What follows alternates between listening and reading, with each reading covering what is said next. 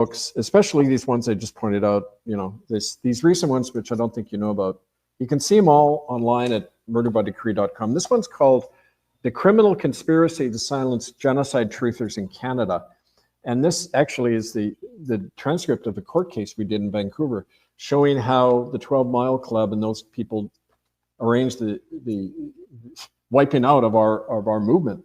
Nine, there we go. 9 of our members in Vancouver ended up dead from, you know, their participation. So those are books to get as well. So Beverly, thank you. Beverly's responded 9 is the switched up of 6.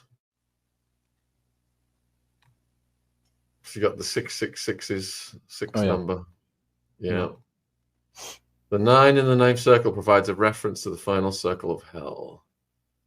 All right, so next question is, what signs to look for in regards to cult members within your own community? It's like a police operative. You can't spot them. They're too well camouflaged. Usually look for a religious person. The odds are that if there's these things going on in your community, it's out of a church. And I don't mean by any, you know, the Catholics have been doing it for the longest. They're the experts at it. They run a lot of it, but they're not the only ones. Literally, I mean, I could give you dozens of church names that have been said to me of people who have been harmed, right? So it's the best cover. And so, you know, one way to do it is you provoke the beast. You get one of our leaflets and you go start handing them out of church of your choice about, you know, these crimes against children.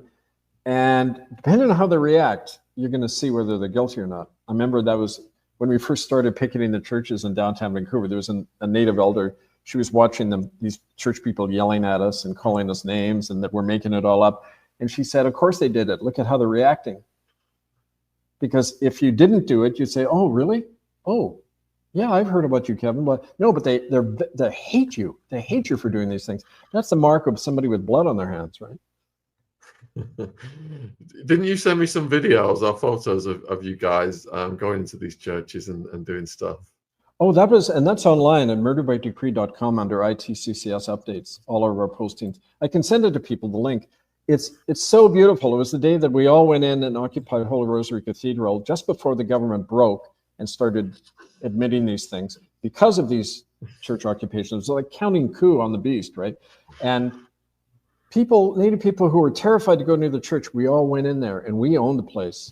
And some of the priests even ran out the back, you know, when in the course of us handing out flyers to the church members. It's so beautiful.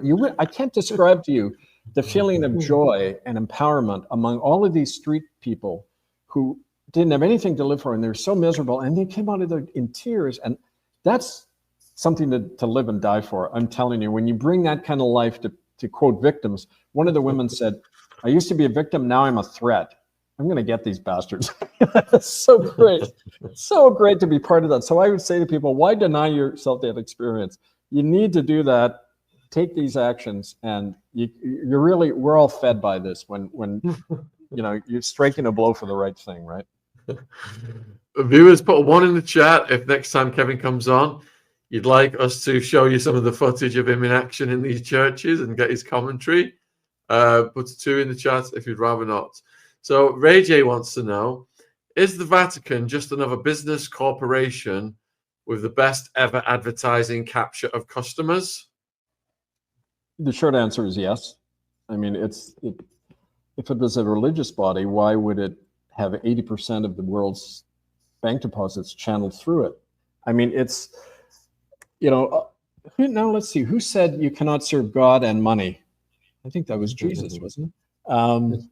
But they figure you can serve both, right? And so what does that tell you? That's the demonic lie right there. That's why my Protestant ancestors always called it this, and the Antichrist. It's opposite the Spirit of Christ. And so anyway, yeah, it is. Ray J sent a follow-up question. Thanks, Ray J. What happens with Christianity if the Vatican falls? Well, the Vatican has nothing to do with Christianity. So when it falls, it'll be a real boost for the real Spirit of Christ and those people who are trying to live that kind of simple existence based on his teachings and none of this paraphernalia of ritual and crime hidden behind robes, right? Ryan wants to know, where does the Vatican and Catholicism invest its donational proceeds? Well, some of it goes to lawyers who protect these guys who are harming kids. It's disgusting. There are corporate investments in the arms industry, in online porn companies, and big pharma, laundering money for the mob. We found that not even 5% of the church's income goes to charity. Right there, they should lose their tax-exempt status, because in every country, you only get tax-exempt status as a church if you put all of your income towards religious education or charitable works. Well, the Catholic Church has only a small percentage that they do. So how come they still have tax-exempt status? They're just flaunting the law, breaking the law, and governments go along with it. So, I mean, that's, by their works you will know them. Jesus also said that. How has Roman Catholicism played a part in globalism and open borders? What is their end goal? Okay, so it's the original corporation. It's had the corporatist agenda all along, especially in the last 100 years.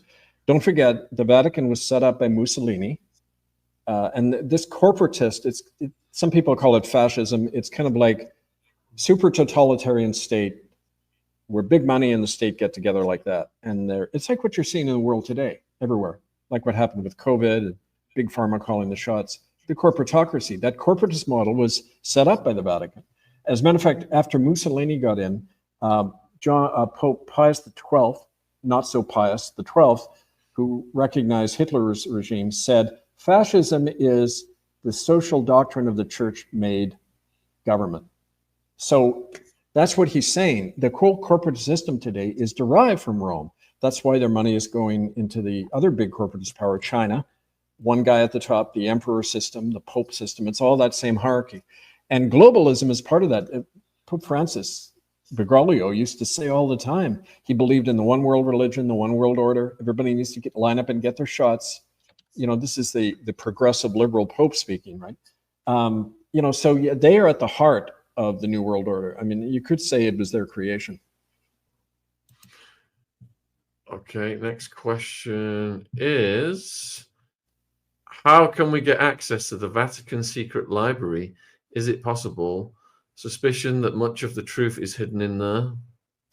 We've had access to it. We've had people who've seen the stuff. We got that. The only reason the world knows about this policy of Crimin, it was leaked to the London Observer in the year 2007 by a source who also connected with giving us the policy of these other policies we've been talking about, the log of the Ninth Circle and all that. That's all coming out of the Vatican Secret Library.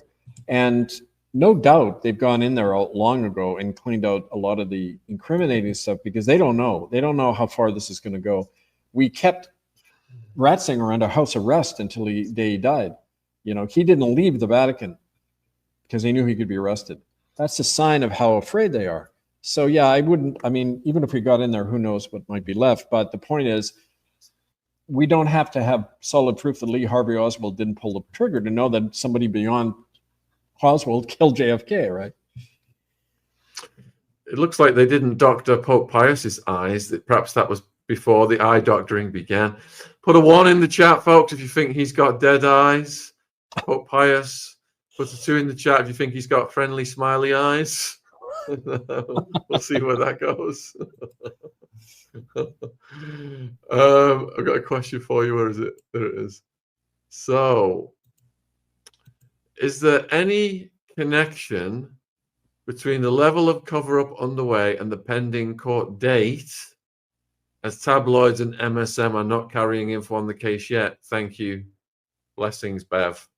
Well, the cover-ups can only intensify. And, you know, don't forget that we're not relying on the mainstream or any of the places that are affected by a cover-up. We have our own sources, like I've been sharing to some degree, and people who haven't come forward. We have our own body of evidence. We have our own experience to go on. So in a way, the cover-up doesn't matter, because if anything, they shoot themselves in the foot even more by blatantly covering up stuff, right? I mean, you know, we saw this. I'll give you an example of that. In Canada, when the government had to respond, when we did all these church occupations, they set up the Truth and Reconciliation Commission, which was run by the perpetrators themselves, and you weren't allowed to give any evidence or that could lead to a court case or any of that. And they burned all their documents and everything. They kept changing their story every 5 minutes. First they said, yeah, half the children died. Then they said, no, only 3% of them died. Every week you'd hear a different version coming out of the TRC. And that wasn't accidental. It was to so confuse everyone that you don't know what to believe. You know, people experience that on the internet. There's information overload. You don't know what to believe anymore, right? And that's a conscious psyop they do. So we just stick to the hard facts and the evidence, you know, the document showing half the children are dead after 1 year, you know, irrefutable, that kind of thing, right? If Elizabeth II didn't sign the agreement with the Vatican until 2010, what's the theory about the alleged involvement with the Canadian native children back in the 1950s? Well, the Crown sponsored these death camps they call residential schools. The Crown legitimated, legalized, and sponsored these places along with the churches, Catholic, Anglican, United Church. So they were co-conspirators, co-partners in the crime. That's why she's involved in these stuff personally. And that was the finding of the court when it found her guilty in 2013, that it was a joint church-state operation from the beginning, right?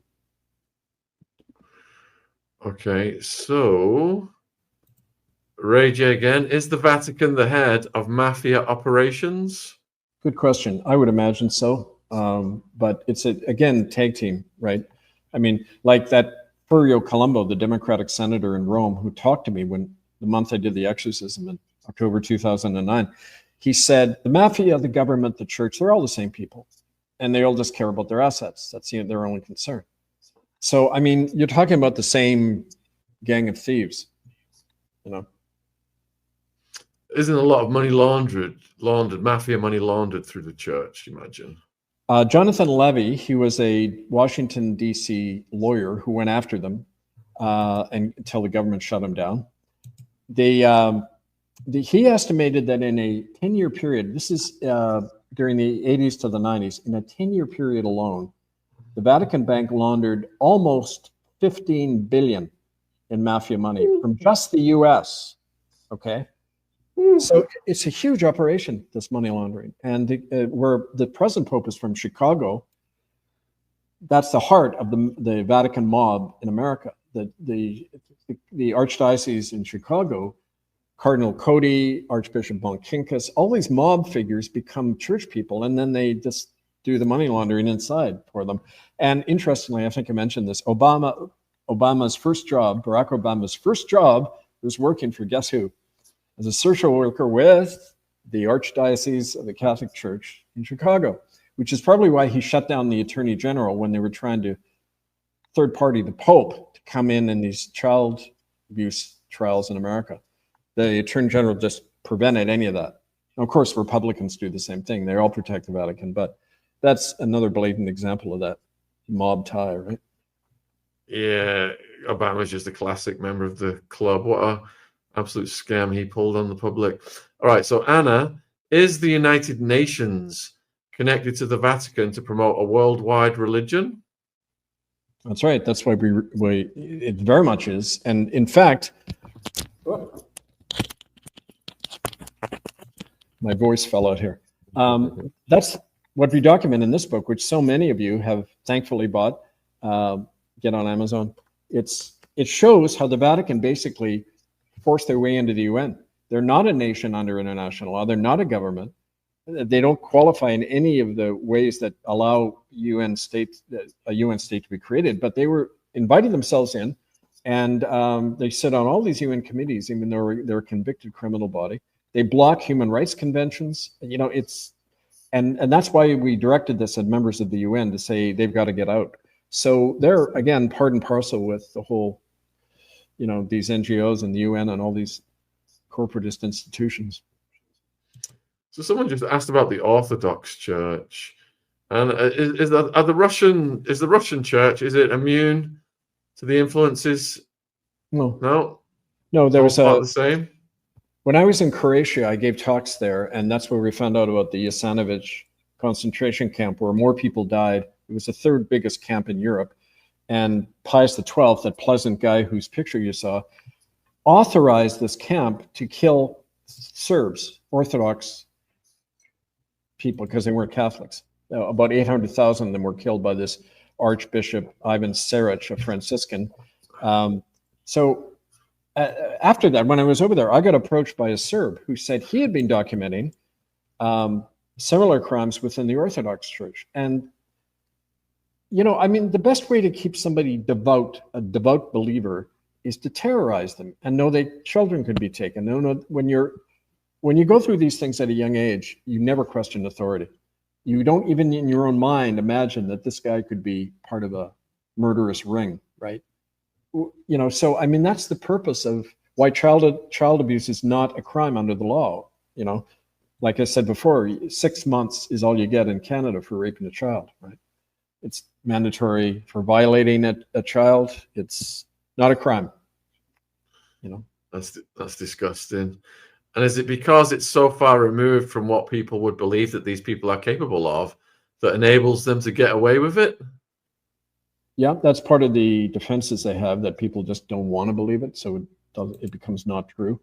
But even if people were against it, what's the first reaction of somebody?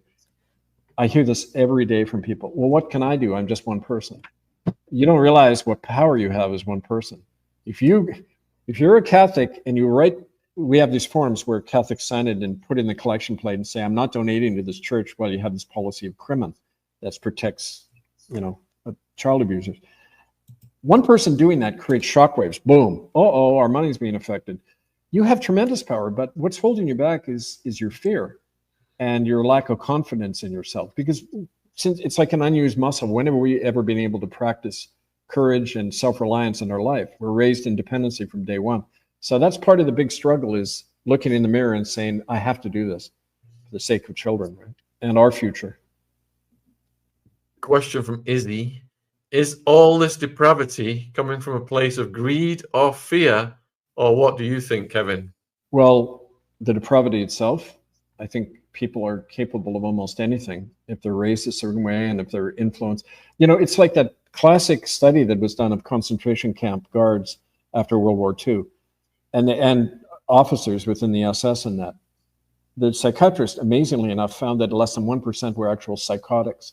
The rest were normal people, you know, but they're put in an evil situation and an evil hierarchy where you have to defer in the chain of command, and you're capable of doing anything. So once you're brought into these institutions, and, you know, I said when at these protests at the church and these sit-ins and that we did, when some of our people were physically assaulted by churchgoers who looked very nice, they had children, then they start slugging our native friends. I said, look, you know, it's a religion based on violence. There's Jesus pinned to the cross, and you're going to burn in hell. And there's this simmering guilt and anger about that they can focus and, you know, express on anybody who they see as their enemy. And so they're almost pre-adapted to be, you know, just warriors in any cause they want to be directed in. So I think that that's endemic in the religious culture, right?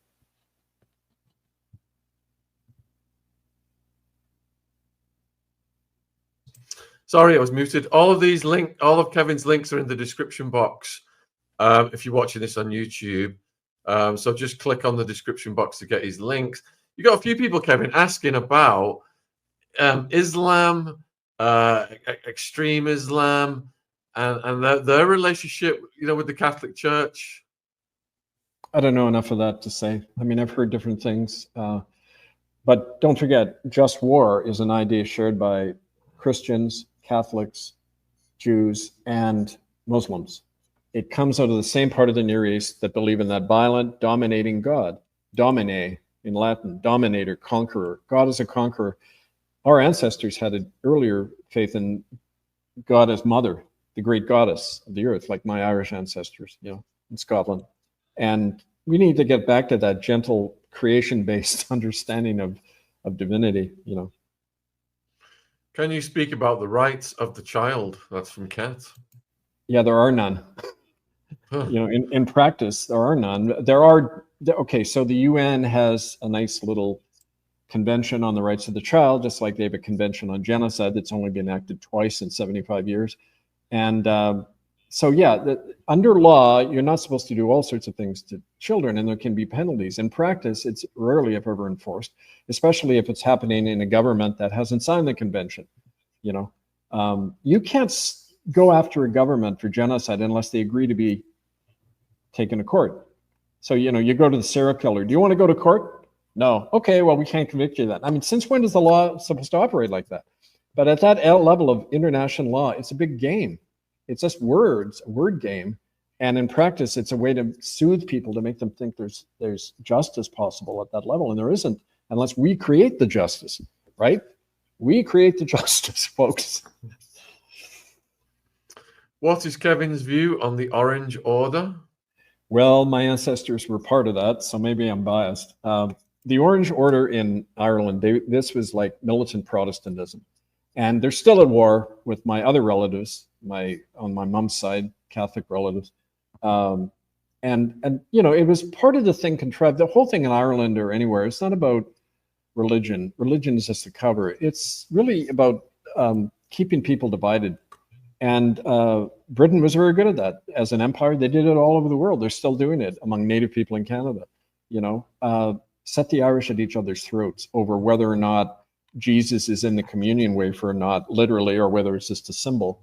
You know, so the Orange Order in Canada, that's why there aren't a lot of Irish Catholics in Canada. They all got channeled down to the States when they came over on the coffin ships, like my great-grandfather did, Daniel O'Neill from Ireland. His whole family was dead on the ship when they arrived in Montreal. But as a Catholic, he had to become an Anglican or he'd get shipped down south, where they had all the cheap Irish laborers working on the Erie Canal and the railways and dying en masse. So yeah, the Orange Order had a lot of influence in Canada, and I think it still does. There's an Orange Lodge right downtown near the Vancouver Club. And so these old cults kind of overlap, but yeah. JC wants to know, how do I view the actual court documents on the International Court's website? Well, the old court case from about Ratzinger, some of it is still up. Our site got destroyed, not surprisingly, soon after, you know, the case came out. This is the trouble with trusting people, because the very people who we were trusting to build the site, in fact, were operatives who destroyed the whole thing. We had to reconstruct it. Go to murderbydecree.com under ITCCS archives, videos, and and ITCCS updates, old enough ones. You'll see those records, basic records. We don't have court records yet about this case against the present guy in Rome, because it hasn't happened yet. But we intend to post as much of it publicly as possible and do a more secure job this time. Get it out to many sites.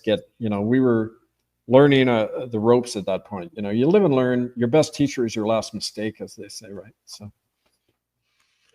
Ray J, has anyone tried to expose this pre-early 20th century?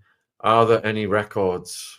Good question. That's a big issue I can't really answer right now, but I know a lot of the church reform movements, like the Reformation and all that, and other groups that split away from the churches, we're always talking about these crimes, you know, the satanic nature of the Church of Rome and that. So it's out there. It's just like with the evidence about the residential school crimes, we had to dig around. We had to go to families.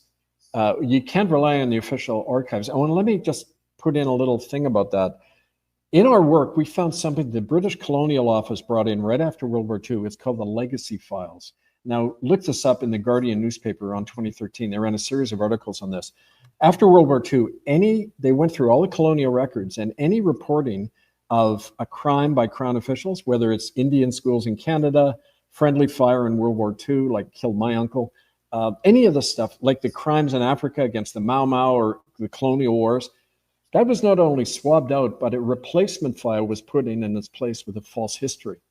So you can't rely on official records ever, like in the Vatican, because they've all been not only swabbed, but actually replaced with a false history, a false narrative, like what you're getting in Canada now about genocide in Canada.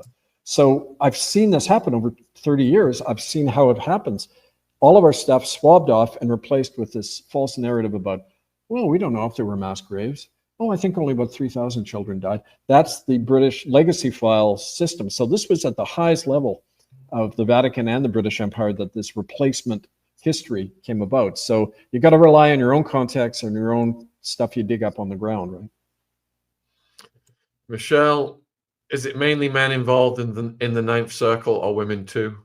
Most, from all the records I've and the evidence I've seen and the testimonies I've listened to, it's primarily men.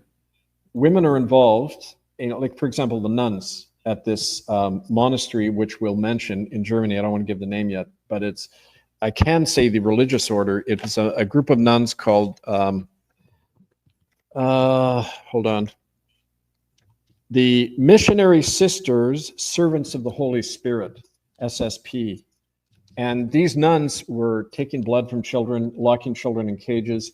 They were the support group for the Ninth Circle ceremonies. So yeah, definitely women in the church and nuns play a big role in this, but also female participants. Some of the Dutch royal family members and the others, you know, there have been women reported at these things.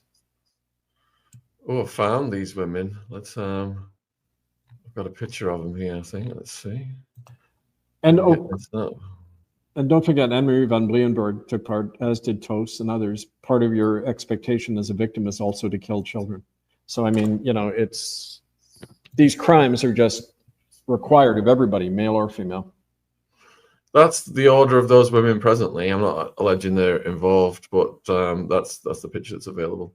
Yep. All right, so here's the next question. Oh, it's about the tunnels that you referenced earlier. Dawn wants to know, have any of the tunnels ever been investigated? Yep, we've been in tunnel. I've been in one myself.